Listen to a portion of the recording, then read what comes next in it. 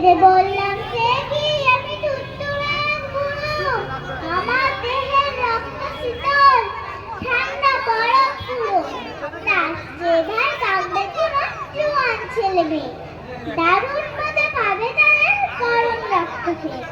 ভূত বললে হোক টাকা করবো তোকেই সামাল, ইচ্ছা আমার হচ্ছে না খুব কম জিনিস খাওয়া। নমস্কার।